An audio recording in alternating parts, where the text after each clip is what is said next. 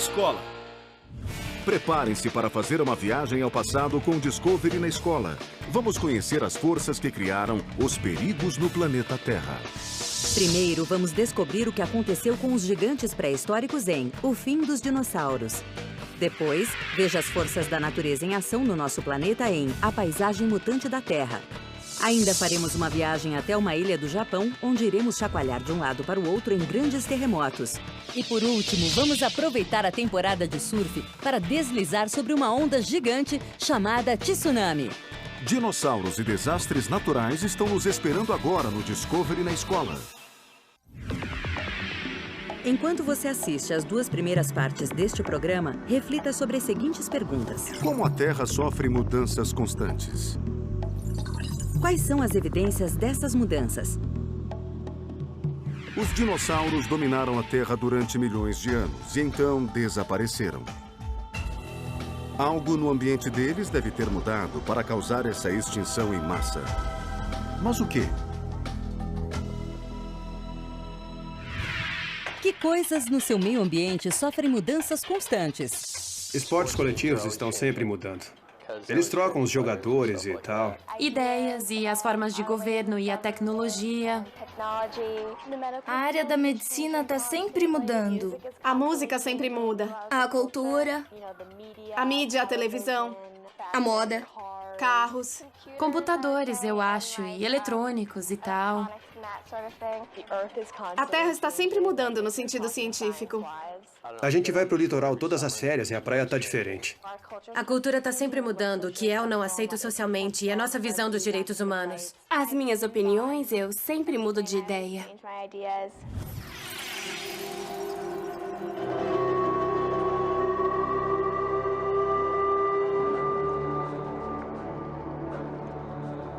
Estamos na Namíbia, na África, onde fica o deserto mais antigo do mundo. As rochas desse deserto também são encontradas na América do Sul. Como a África e a América do Sul podem ter as mesmas rochas? Eu viajei mais de 6.000 quilômetros e as rochas são exatamente iguais. São feitas de basalto e têm 135 milhões de anos. Quando essas rochas foram lançadas pelas erupções vulcânicas e percorreram centenas de quilômetros em rios de lava, a América do Sul e a África eram a mesma coisa, um único supercontinente. Durante o período Permiano, cerca de 260 milhões de anos atrás, os continentes da Terra formavam um supercontinente chamado Pangeia, uma grande massa de terra. O supercontinente era assim. Era composto pela África, América do Sul, Índia, Antártida e Austrália. A rachadura começou aqui e criou 2 novos continentes, a América do Sul e a África. Como a Pangeia se dividiu? A rachadura agiu como um zíper que ia se abrindo e separando a Terra. Ela seguiu em direção ao norte na velocidade de 5 centímetros por ano. Conforme a rachadura ia caminhando, fontes de lava vulcânica transbordavam. O processo todo levou 5 milhões de anos para se completar, o que é rápido para a geologia. As evidências desse processo são claras. Os litorais da América do Sul e da África encaixam perfeitamente um no outro. Evidências de DNA fósseis e mitocondriais mostram que deve ter existido uma antiga conexão entre as duas áreas. A Terra e seus habitantes são vulneráveis às mudanças que acontecem tanto acima quanto abaixo da superfície, como asteroides, erupções vulcânicas e terremotos.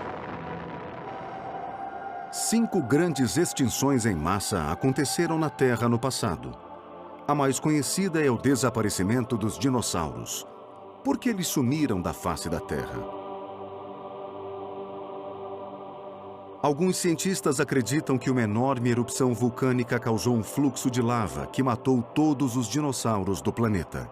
Eles acreditam que esses abismos gigantes no platô de Deccan, formados por camadas de lava que foram liberadas das profundezas da Terra, são evidências dessa grande erupção. No entanto, o professor Michael Rampino acredita que esse platô foi criado por um visitante extraterrestre.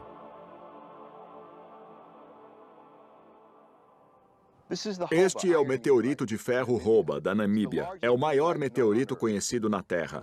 E como a maioria, ele contém irídio, um elemento raro. E hoje sabemos que o irídio é a ligação entre o impacto do meteoro e a extinção dos dinossauros. Por que o irídio é tão importante no estudo de crateras? Esse elemento é encontrado próximo a crateras formadas por impactos, mas é extremamente raro em outros locais da Terra. O irídio encontrado em todo o planeta tem 65 milhões de anos. Recentemente, cientistas descobriram uma cratera com mais de 175 quilômetros de diâmetro na costa da península de Yucatán, no México. Evidências geológicas mostram que ela foi criada há mais de 65 milhões de anos. Como essa cratera surgiu? Ela foi formada por um asteroide de 16 quilômetros de diâmetro, que se chocou com a Terra a mais de 95 quilômetros por hora.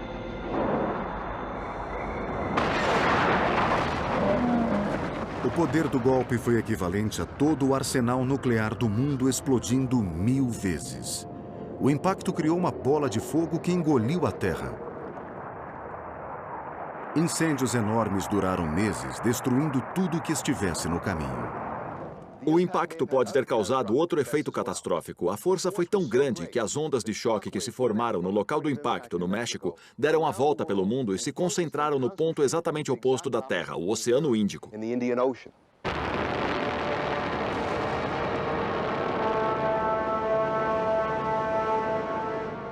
Um impacto tão forte teria criado terremotos e vulcões. Em seguida, os vulcões teriam expelido toneladas de poeira e cinza no ar, mergulhando a Terra na escuridão.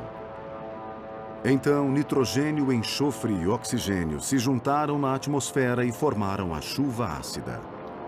Nesse inverno cósmico e sem sol, as plantas morreram e os animais herbívoros passaram fome. 75% de todos os seres vivos morreram. Quando o céu abriu, os dinossauros haviam desaparecido. Em um momento, o clima da Terra esfriou e houve uma série de eras do gelo durante o período quaternário. A quantidade de água que congelou foi tão grande que o nível dos oceanos caiu mais de 100 metros. Então, cerca de 20 mil anos atrás, o clima começou a esquentar. Durante milhares de anos, os glaciares derreteram e o nível do mar voltou a subir. Algas, corais, moluscos, peixes e baleias se desenvolveram nos oceanos. Insetos e pássaros dividiram o céu. E em terra, plantas começaram a florescer.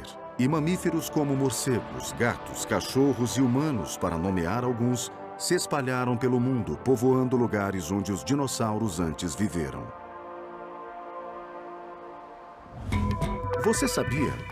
Toda a massa de terra do planeta fica apoiada sobre enormes placas subterrâneas. Tsunamis, terremotos e vulcões aparecem com mais frequência nos locais onde diferentes placas colidem. Conforme as forças da natureza agem na Terra, elas causam mudanças. Existem evidências dessas alterações por toda a sua volta e em tudo que existe, de rochas a plantas. Que forças podem mudar a superfície do planeta? O vento e a neve e terremotos e as placas tectônicas se mexendo. Tempestades e padrões climáticos. Tipos diferentes de precipitações que causam erosão na Terra. Desastres naturais, como vulcões. Ilhas se formam quando eles explodem. Um furacão, ondas enormes e tal. Tornados são ventos fortes que podem destruir coisas. A lava cria rochas e foi assim que as ilhas do Havaí se formaram. Em lugares como o Brasil, desastres como deslizamentos de terra destroem cidades. Imagine uma caminhada que durasse meses e percorresse centenas de quilômetros. O que você veria no trajeto? Você passaria por muitas paisagens diferentes. Algumas trilhas seriam rochosas e íngremes. Algumas estariam cobertas por solo fértil e vegetação. E algumas teriam picos altos. Por que a superfície da Terra é tão variada e como ela ficou assim?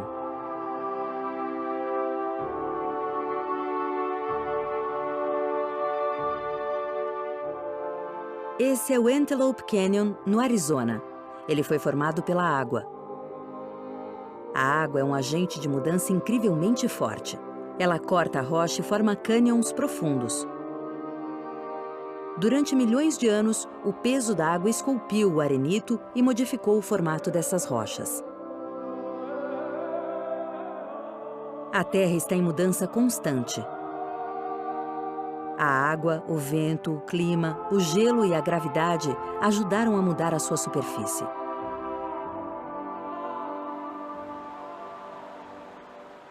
Esse é o Red Rock Canyon, no estado de Nevada.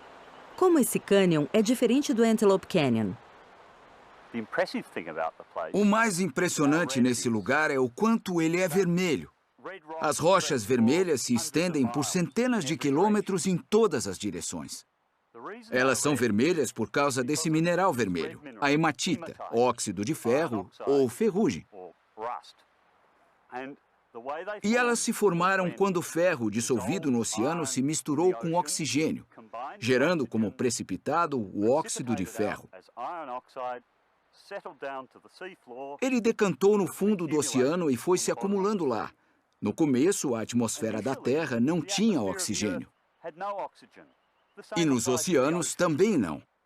Essas rochas marcam um período intermediário, quando ainda não tinha oxigênio na atmosfera, mas nas camadas superiores do oceano tinha. Tem uma quantidade enorme de óxido de ferro aqui. E o próprio volume sugere que o oxigênio só pode ter vindo de um tipo de fonte plausível, a biológica. Organismos vivos que liberam oxigênio como produto da fotossíntese.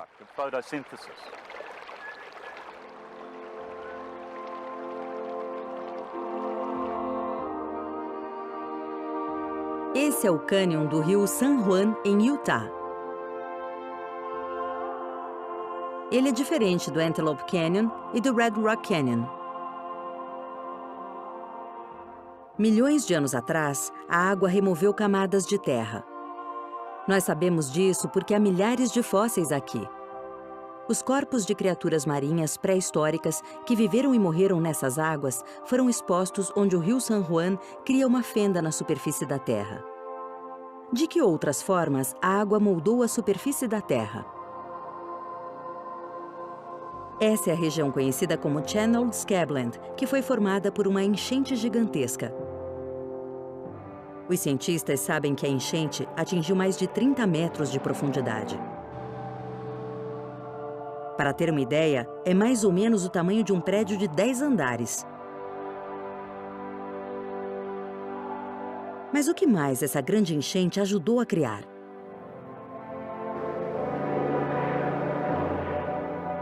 Essas são as falésias de basalto na Argentina. O basalto é uma substância de grande densidade. É uma das substâncias mais duras da Terra. Esses desfiladeiros são resistentes ao clima e às erosões. Apenas uma enorme massa de água poderia ter quebrado essas rochas. De onde teria vindo toda essa água? 160 quilômetros na direção leste, o geólogo Joseph T. Pardee descreveu um lago enorme da era glacial, o Lago Glacial Missoula. Esse lago tinha 2.000 quilômetros cúbicos de água, o que é uma quantidade enorme de água. E o que impedia toda essa água de transbordar era uma barragem de gelo, que tinha atravessado o rio Clark Fork e represado parte dele, formando o Lago Missoula.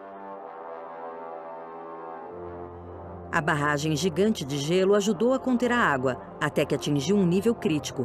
Quando não pôde mais resistir, a barragem rompeu, despejando água pela terra. Essa descarga foi de 10 vezes a descarga de todos os rios do planeta. É quase difícil de acreditar. Esse é o Vale Walla Walla, no estado de Washington. Ele também foi criado por uma enchente de 30 metros. Como os cientistas podem saber que vales e falésias foram criados pela água? Cada um desses leitos tem um padrão de sedimentação particular. Cada leito começa com areia grossa no fundo e aí passa para uma areia mediana. E, por último, limo. E isso se repete várias e várias vezes a cada camada.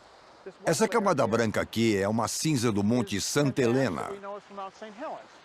E pela datação de carbono, nós sabemos que tem aproximadamente 15 mil anos. Então aqui nós temos uma linha do tempo de 15 mil anos.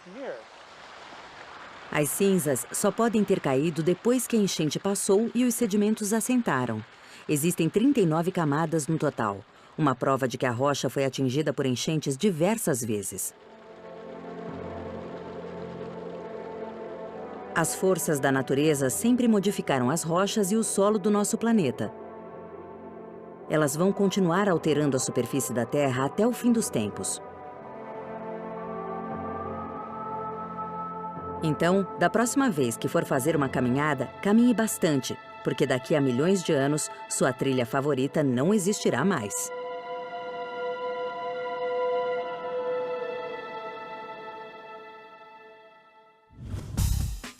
Você já tem todas as informações. Chegou o momento de esclarecer as dúvidas. Debata os seguintes temas.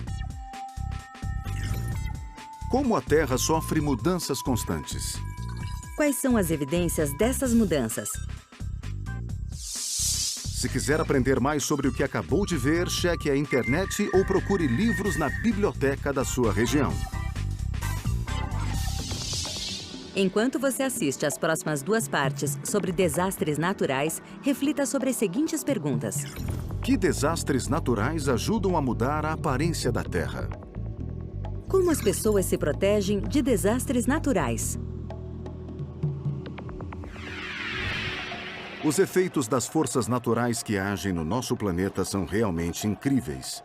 De enchentes e furacões a terremotos e vulcões, os desastres naturais podem acontecer em qualquer lugar. Você já foi afetado por algum desastre natural? O furacão Floyd, uns anos atrás, destruiu várias casas em volta de mim. A nossa casa tem estacas perto das paredes, então a gente conseguia sentir a casa mexendo. É igual a chuva e o vento. Dá para ouvir batendo na casa e é muito alto. Essa onda gigantesca chegou e passou por cima, onde tinha umas cadeiras e um restaurante. O mar fica enlouquecido. Durante o voo, quando teve um tufão, eu vi lá fora que estava muito nublado e não dava para enxergar muito. A minha mãe morava na Califórnia e várias vezes teve terremotos pequenos. Todo mundo estava gritando e foi um caos. Os meus primos moram na Califórnia e uma vez eles estavam em um jogo de beisebol e tiveram que evacuar o estádio porque teve um terremoto tão forte que tudo ficou tremendo. –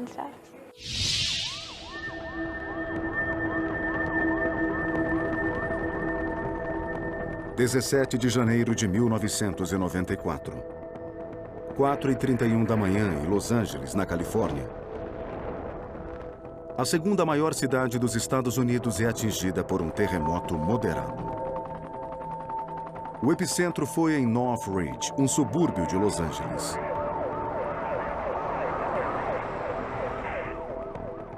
Ele durou apenas 10 segundos, mas matou 57 pessoas.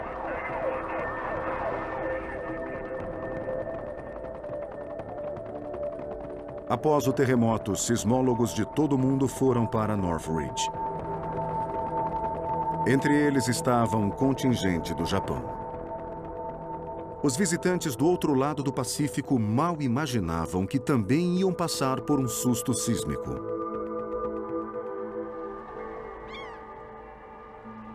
Em uma estranha coincidência, ele chegaria na mesma data, em 17 de janeiro, exatamente um ano depois. Kobe, no Japão, fica na Baía de Osaka, 450 quilômetros a sudeste de Tóquio. A cidade faz parte da segunda maior área urbana do Japão. Aqui se localiza um dos portos marítimos mais ativos do mundo. 1/3 das mercadorias do Japão passa por aqui.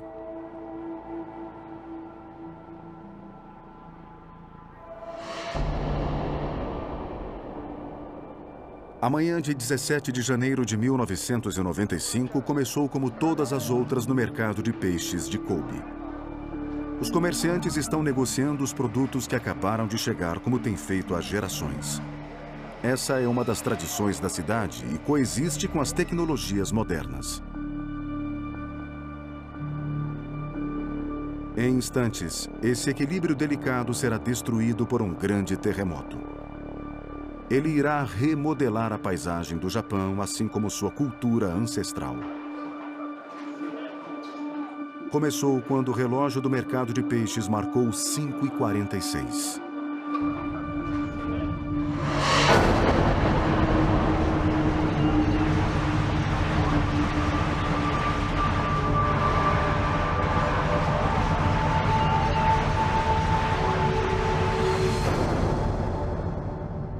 Os 20 segundos apavorantes foram registrados por uma câmera de segurança. O terremoto ficou gravado para sempre. Depois de segundos, a escuridão foi quebrada pelas chamas de diversos incêndios. Pouco após o nascer do sol, é possível ter uma ideia melhor dos estragos. Fazia séculos que Kobe não via um terremoto tão destruidor quanto esse. Os policiais realizam os primeiros resgates, mas eles também estão em choque. Eu nunca tinha passado por um terremoto. Eu achava que estava acostumado a passar por situações de crise, mas foi muito difícil lidar com os resgates do terremoto. A gente tinha que ignorar as nossas emoções para fazer o trabalho.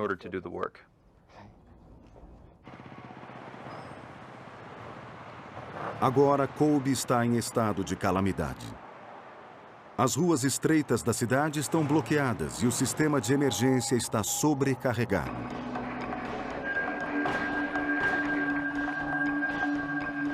A via expressa de Hanshin, a principal rota de tráfego de Kobe, tombou.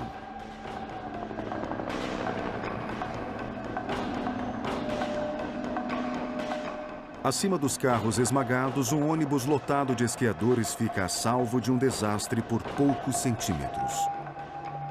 Mas o número de mortos segue aumentando e logo chegará a milhares. Nas estações de trem, os trilhos foram torcidos como espaguete.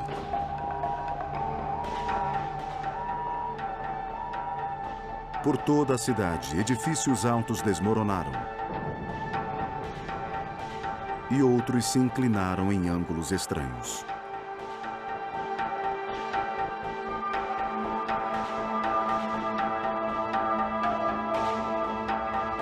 Alguns prédios, aparentemente de forma aleatória, perderam andares inteiros.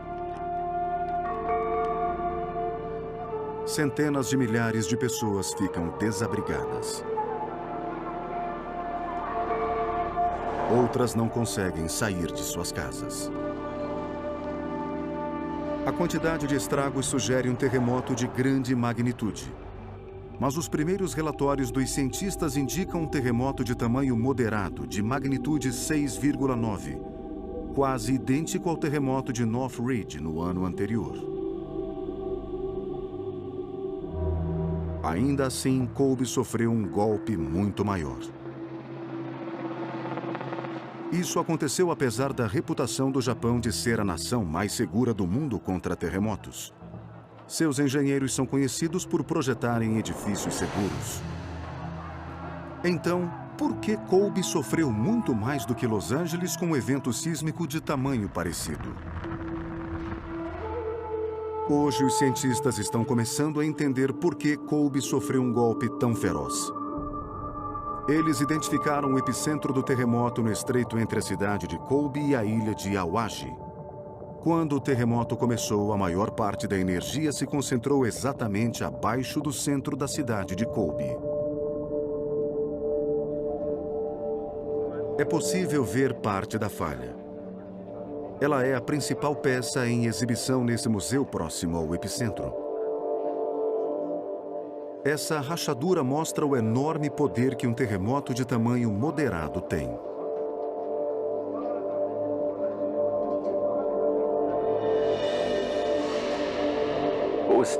O que foi impressionante no terremoto de Kobe foi ver que um terremoto considerado fraco causou tantas perdas e estragos. Só a parte que se rompeu para o norte se rompeu na direção da cidade. Aquela parte do terremoto é menor que o evento de Northridge. A magnitude foi de 6,5 e ele matou 6.000 pessoas e causou centenas de bilhões de dólares em danos. 23 de janeiro de 1995, em Kobe, no Japão. Um voluntário adolescente, um dos muitos que estão ajudando na recuperação da cidade, registra suas impressões sobre as consequências do terremoto. 6 dias depois que o terremoto destruiu a cidade. São quase 7 da manhã e, como vocês podem ver, essa paisagem é desoladora.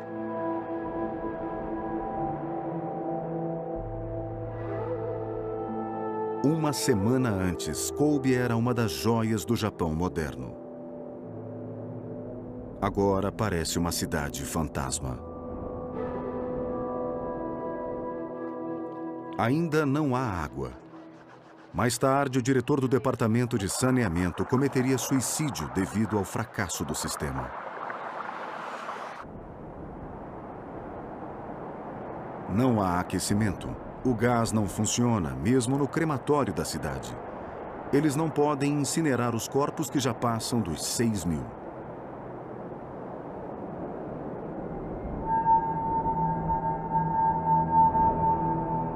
Nesse momento, o exército do Japão chegou com força.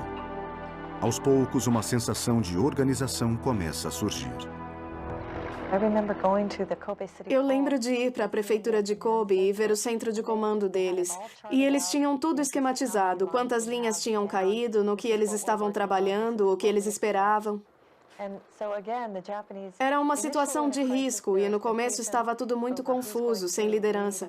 Mas depois que eles definiram um plano, depois que eles decidiram o que precisava ser feito, como a sociedade é muito cooperativa, as coisas correram tranquilamente. Quando o primeiro-ministro Murayama visitou Kobe, a recuperação da cidade já estava em andamento. A visita do primeiro-ministro marcou o início das mudanças. Mais tarde, o governo nacional iria revisar os procedimentos de emergência para evitar atrasos na resposta a terremotos. Os ministros do Japão doam um mês de salário, cerca de $10.000 cada, para ajudar nos reparos do terremoto.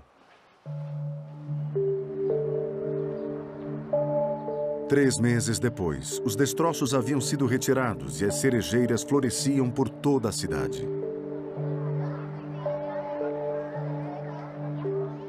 Em um terreno vazio próximo de onde antes havia uma casa, um girassol também floresceu. É uma imagem marcante, porque girassóis são raros no Japão. Ele havia sido plantado por uma menina de 10 anos, que morreu quando o teto de seu quarto desabou.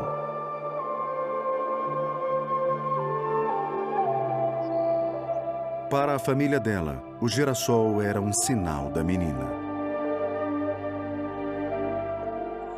Outros que ouviram a história ficaram tocados e logo as pessoas estavam plantando girassóis por todo o Japão em apoio ao povo de Kobe.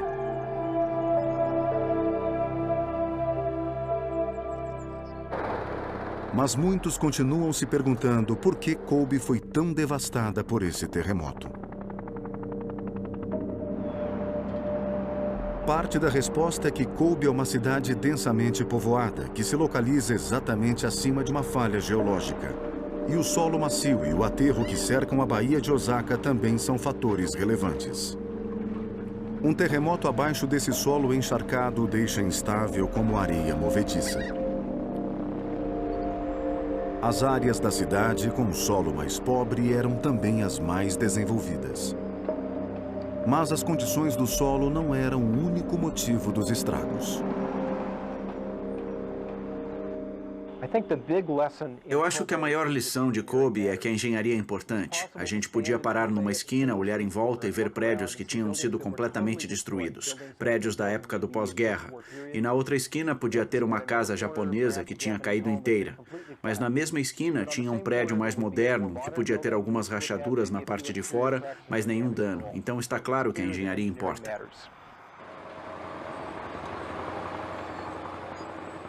A lição de engenharia mais importante foi a que mostrou a Via Expressa de Hanshin. Essa rodovia elevada de 4 pistas era uma via importante. Logo após o terremoto, ela passou a simbolizar o martírio da cidade. Como uma estrutura tão grande quanto esta poderia ter tombado para o lado como um brinquedo gigante? A Via Expressa ficava próxima da falha e havia sido projetada quase 40 anos antes. Algumas de suas colunas de suporte eram feitas de concreto, um material rígido que não tem flexibilidade suficiente para aguentar os solavancos. Por dentro de cada coluna havia uma série de cabos de aço que deveriam ter sido revestidos com reforço de aço para prevenir que entortassem e quebrassem. Mas não havia reforço suficiente para evitar que algumas colunas quebrassem ao meio. Um reparo na Via Expressa estava agendado para atender às exigências modernas de construção. Mas o trabalho foi adiado, pois o risco de terremoto era considerado baixo.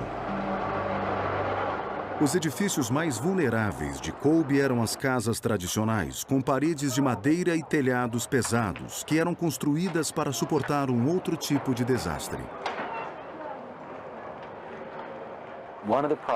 Um dos problemas que Kobe enfrentou é que o estilo dos edifícios é feito para resistir a furacões, que é outra ameaça nessa área. Então, eles costumam ter telhados de telha e colocam uns pedaços enormes de rocha neles para as telhas não saírem voando durante um furacão. Mas esses telhados pesados das casas de madeira resistiam muito mal aos terremotos. Mas terremotos sempre foram um fato na vida dos japoneses. Afinal, eles vivem sobre diversas falhas tectônicas.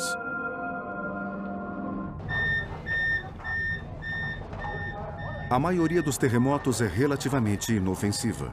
Mas quando eles acontecem, uma pergunta passa pela cabeça de todos. Será que esse vai ser o maior?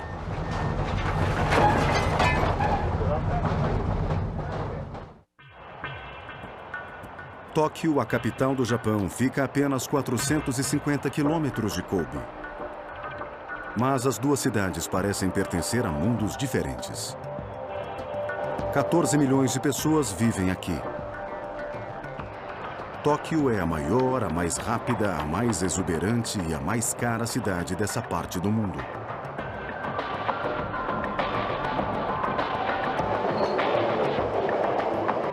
Em matéria de terremotos, ela também parece ter dominado o mercado. Enquanto Kobe não passava por um grande terremoto há 4 séculos, é raro um dia em que Tóquio não trema. A cada 24 horas, a cidade balança com um tremor leve. A maioria mal pode ser detectada, mas é um lembrete constante do risco sísmico que está no subsolo.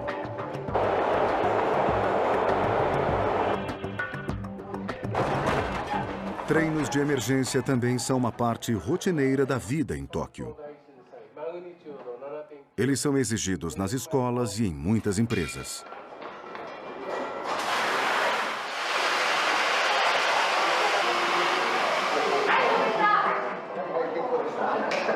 O clima pode ser descontraído, mas esse exercício tem um objetivo sério. Na mente de todos os japoneses está gravado um evento assustador: o Grande Terremoto de Tóquio de 1923. Os japoneses sofrem uma ameaça constante de terremotos e isso está gravado na mente deles, de um jeito que não acontece aqui.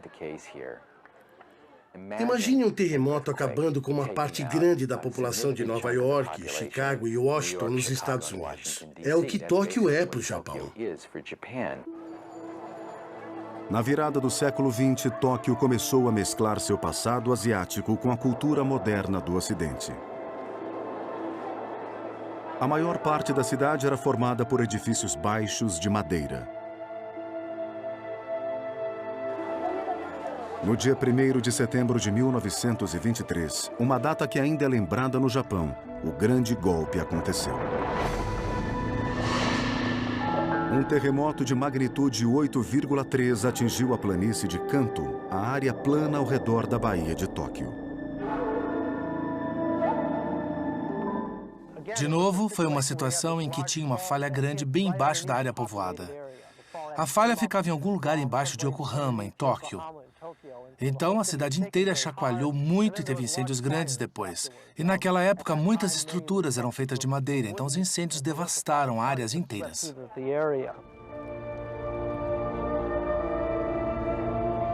A onda de incêndios destruiu 2/3 da cidade.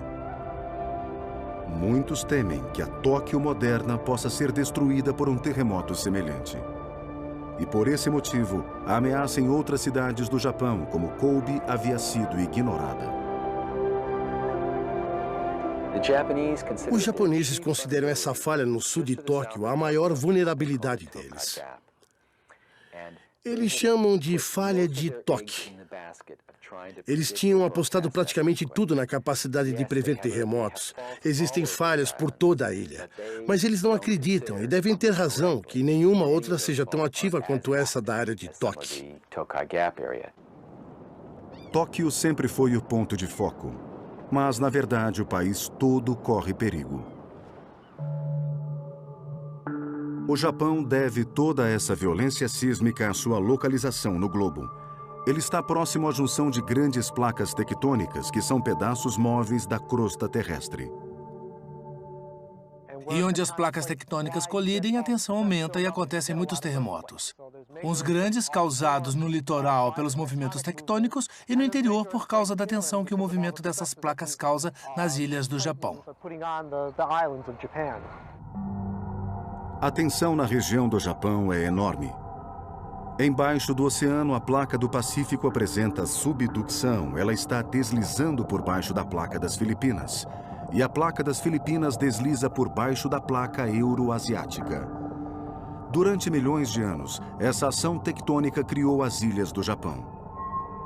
As placas se deslocam apenas poucos centímetros por ano, mas com uma força incrível.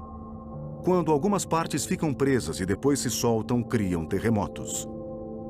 As grandes falhas das zonas de subducção são capazes de criar os maiores terremotos e vulcões do mundo. Mas mesmo as falhas menores podem produzir terremotos do tamanho do que atingiu Kobe. Tóquio está ameaçada por uma grande quantidade de falhas tectônicas.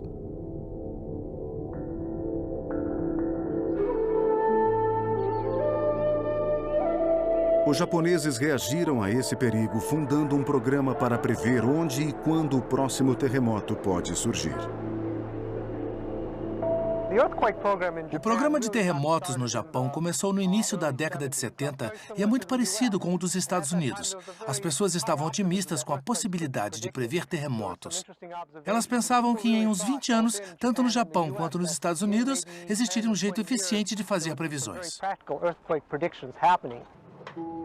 O governo de Tóquio investiu bilhões de ienes no programa de previsões. Então, em 1975, a China deu notícias encorajadoras. Na manhã do dia 4 de fevereiro, os cientistas chineses previram um terremoto na cidade de Haisheng, no norte da China. 9 horas depois, eles viram que estavam certos. Um grande terremoto de magnitude 7,4 abalou a cidade. Devido ao alerta, milhares de pessoas fugiram para buscar segurança. O número de 1.300 mortos foi considerado relativamente baixo para um terremoto na China. Isso pareceu confirmar a crença japonesa de que era possível prever terremotos. Mas apenas um ano depois, nos arredores de Pequim, veio um golpe ainda maior. Um terremoto de magnitude 7,8. Dessa vez não houve previsões nem evacuações. Alguns cientistas ocidentais acreditam que mais de 600 mil pessoas morreram. Para muitos especialistas, a esperança das previsões se esvaeceu.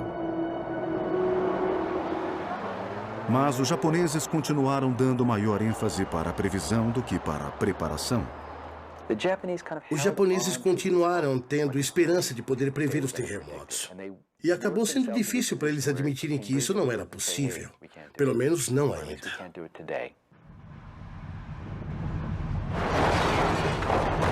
Mas então veio o terremoto de Kobe em 17 de janeiro de 1995. Desde então, estar preparado para um terremoto e não tentar prevê-lo se tornou prioridade. Eles reconheceram que as medidas de prevenção precisavam receber uma atenção muito maior do que eles estavam dando. Agora eles estão focando mais nas questões que vão ser importantes para a engenharia e para outras formas de enfrentar terremotos com segurança.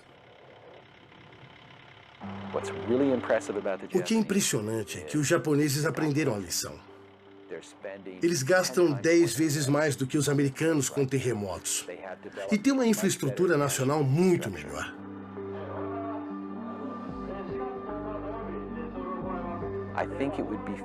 Eu acho que podemos dizer que, de certa forma, o Japão reagiu de um jeito mais inteligente às lições de Kobe do que os americanos com as lições de Northridge.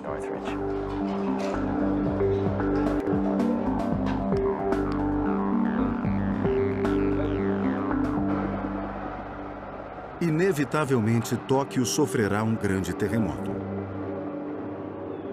Quando a cidade tremer, o mundo ficará abalado. Mas existe alguma forma de os japoneses se prepararem a tempo para prevenir um desastre?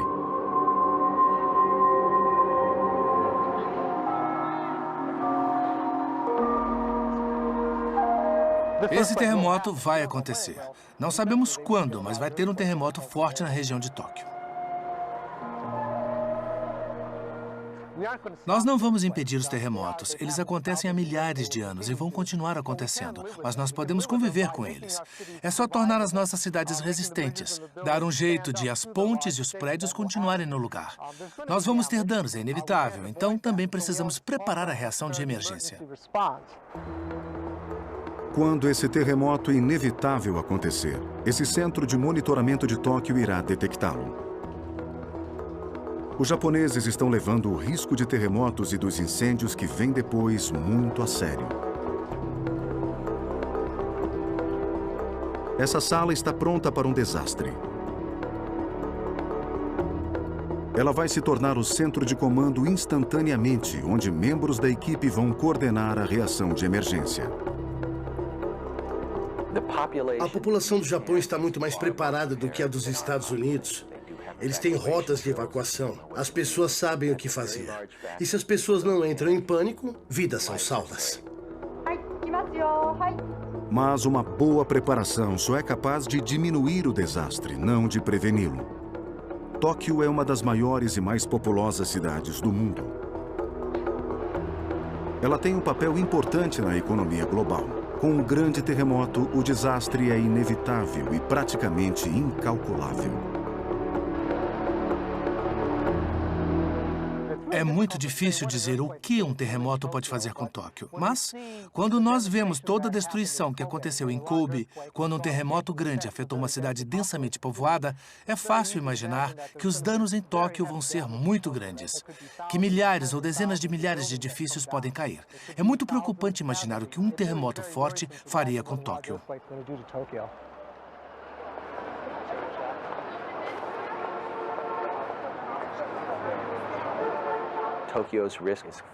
O risco de Tóquio é de incêndio.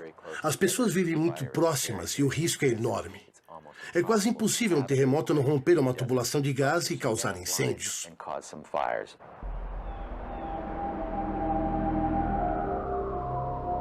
Além dos estragos físicos, um forte terremoto em Tóquio teria consequências graves para a economia.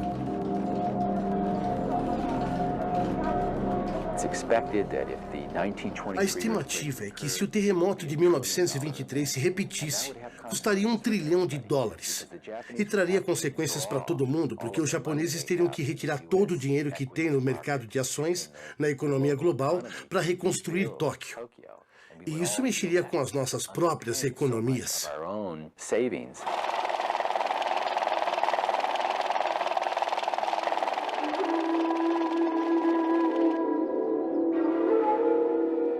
Olhando para Kobe hoje, é difícil dizer que já houve um desastre na cidade.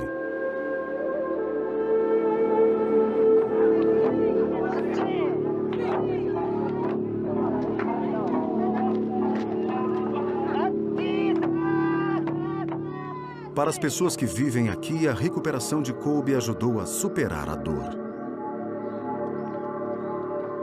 Exceto por poucos terrenos vazios, a reconstrução da cidade está praticamente finalizada.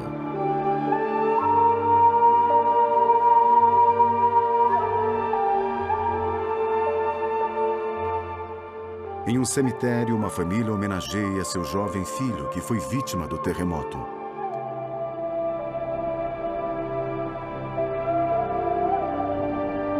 Nos anos que se passaram desde a tragédia, os girassóis se tornaram símbolo da reconstrução da cidade. Eles também são um sinal de mudança no Japão, além de um lembrete sutil. Lembrem de Kobe, honrem seus mortos. Peçam para que suas mortes não tenham sido em vão. E rezem para que as lições da cidade localizada na Baía de Osaka não sejam esquecidas.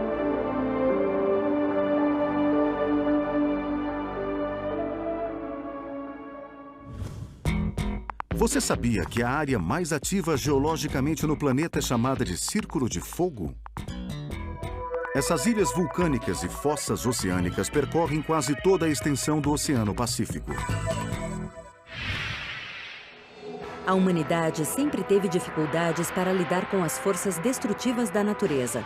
Embora tenhamos chegado longe, nossos encontros com as forças mais extremas ainda podem ser catastróficos.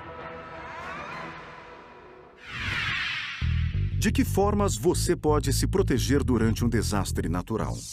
Num tornado, sei que o melhor é ficar debaixo de um batente ou então ficar na parte mais baixa da casa.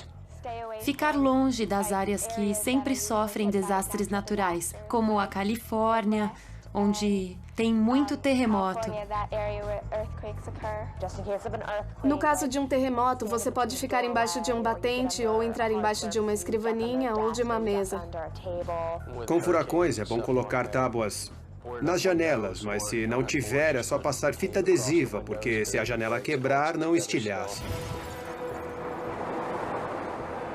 Quando um terremoto abala o leito do oceano, o movimento das placas faz o fundo do oceano se elevar ligeiramente e empurrar a água para frente. Se o terremoto é forte o suficiente, a água deslocada pelo abalo forma grandes ondas, chamadas de tsunamis.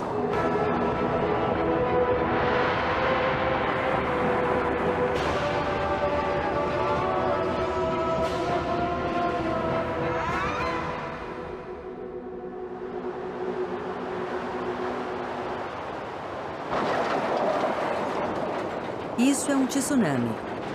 É um dos eventos naturais mais perigosos do planeta.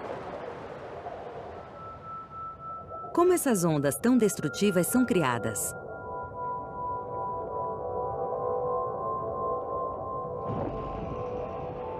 Os terremotos que acontecem debaixo d'água podem criar enormes ondas na superfície do oceano.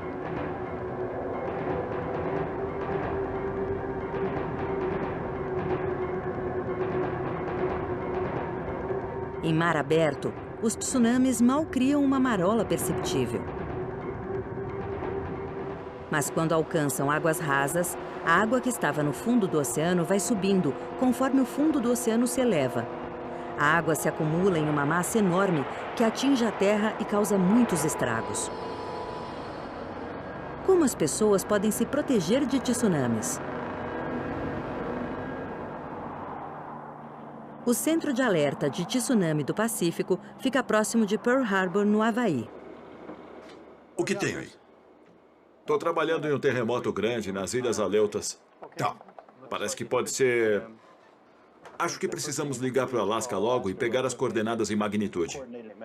Os períodos longos estão diminuindo. Eu vou ligar. Eles monitoram terremotos por todo o Pacífico para avaliar se podem gerar um tsunami. Aqui é do Centro de Tsunamis. O que tem aí? Maior que 8? Tá bom. O monitor mostra sinais de um grande terremoto em algum lugar próximo às Ilhas Aleutas, depois do Havaí. Obrigado. O terremoto poderia ter desencadeado um tsunami. A onda já poderia estar se dirigindo para as ilhas do Havaí. No entanto, existe um grande problema na proteção do Havaí. Os cientistas são incapazes de detectar tsunamis em mar aberto na região norte. Então, nenhum deles tem certeza se não estão dando um alarme falso. De que formas os cientistas podem detectar tsunamis com maior precisão? Uma maneira de detectar tsunamis é utilizar um sistema de monitoramento de águas profundas. Essa equipe do Laboratório Ambiental Marinho do Pacífico, em Seattle, desenvolveu esse sistema. O medidor de pressão é levado até as profundezas do oceano. O mais incrível nesse aparelho é que a 5 quilômetros de profundidade no oceano ele pode medir um tsunami com 1 milímetro de altura. O medidor transmite os dados para uma boia na superfície que os envia por satélite. Um computador monitora a informação em busca do padrão característico de um tsunami. Esse sistema pode proteger os litorais, dando um alerta com antecedência. De que outras formas podemos nos proteger de tsunamis?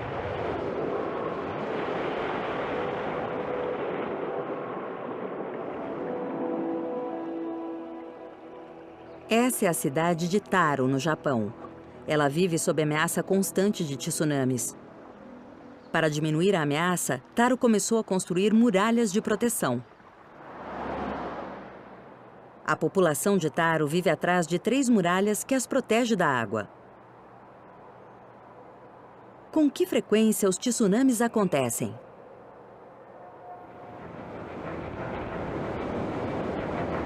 No mundo como um todo, tsunamis são comuns e acontecem uma vez por ano.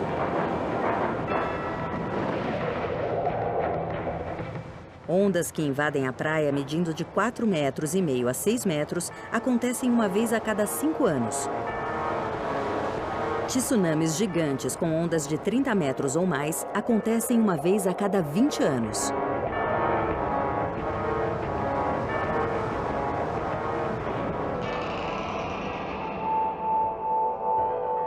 Então, será que um dia iremos encarar uma onda monstruosa? Uma que pode medir centenas ou milhares de metros?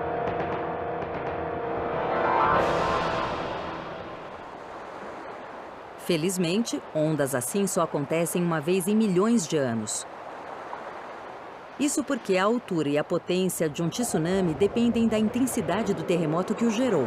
Para nossa sorte, quanto maior o terremoto, menos provável que ele ocorra. Terremotos mais fracos ajudam a liberar parte da pressão que é acumulada, conforme as placas tectônicas passam deslizando pelas outras. Só quando a pressão não é liberada em quantidades pequenas, os terremotos grandes acontecem. E então, toda a energia acumulada é liberada de uma vez. Nos locais onde tsunamis pequenos representam um perigo para a costa, sistemas de alertas e muralhas têm ajudado a reduzir o risco para as vidas humanas.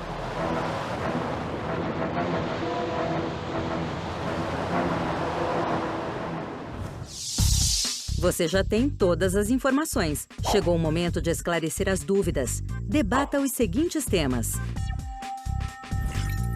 Que desastres naturais ajudam a mudar a aparência da Terra? Como as pessoas se protegem de desastres naturais? Nós esperamos que você tenha gostado dessa jornada pelo nosso planeta de perigos. Se quiser aprender mais sobre o que acabou de ver, cheque a internet ou procure livros na biblioteca da sua região.